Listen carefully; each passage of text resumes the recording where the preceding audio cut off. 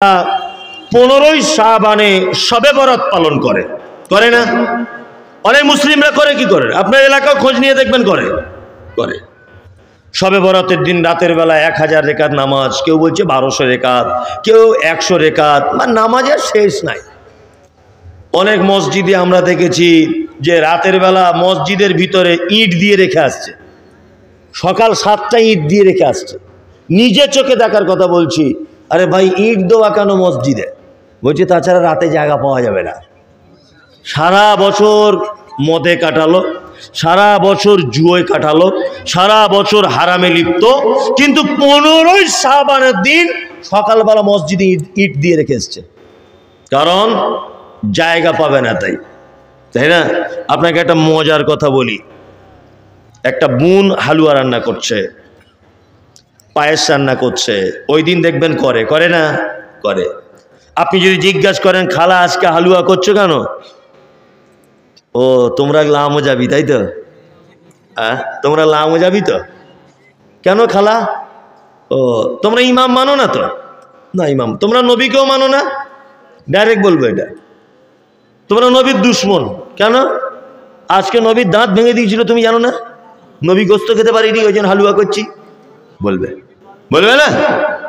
এবার আপনাকে একটা কথা বলি, কে নবীর দুশ্মন এটা আপনি ভাবুন। আচ্ছা, আমরা যে শবে বরাত হালুয়া করছি, এটা কোন মাসে করি? শাবান মাসের কত তারিখে?